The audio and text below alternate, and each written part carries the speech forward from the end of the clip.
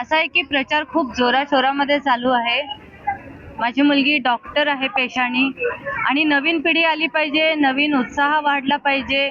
नवीन पिढीमध्ये राजकारणामध्ये काही यायला बघत नाही, पण जोपर्यंत आपण एक पाऊल पुढे टाकत नाही तोपर्यंत बाकीचे लोक पण येऊ शकत नाही.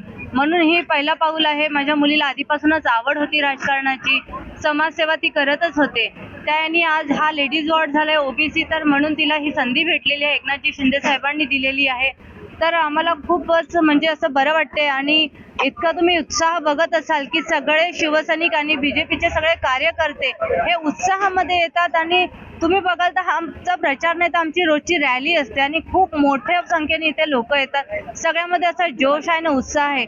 जिंकणार तर आपण 100च, पण आपल्याला मार्जिन बघायचे, समोरच्याचं डिपॉझिट कसं जप्त होईल ते बघायचं आहे.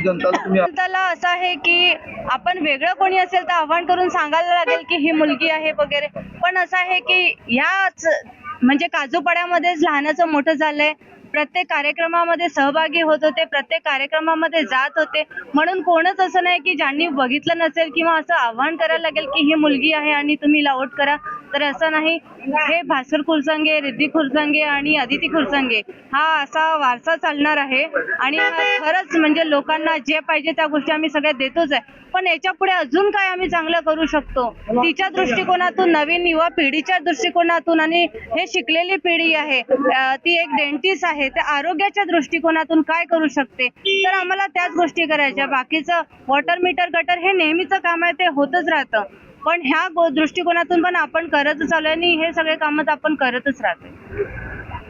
आम्ही आज सकाळी 10 वाजता आम्ही प्रचार चालू केला होता. दुपारच्या 1 वाजेपर्यंत प्रचार होतच होता.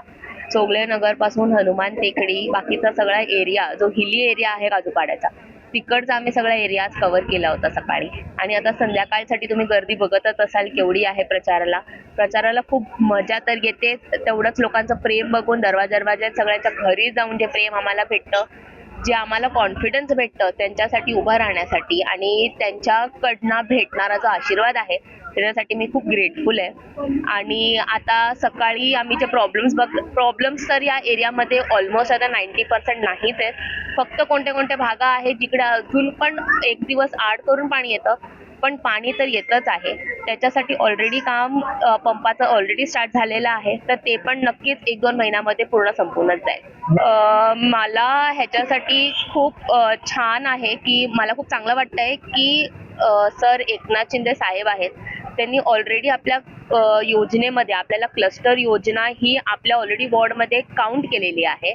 बाकीच्या मुंबईच्या झोपडपट्ट्यांबरोबर तर 80 एकर्स जी पूर्ण लँड आहे ती रिडेव्हलप होणार आहे आणि त्याचा सर्वे ऑलरेडी स्टार्ट झालाय. तर हे पुढच्या 5 वर्षात सगळ्यात मोठं काम केलेलं असेल ते माझ्या दरे होईल.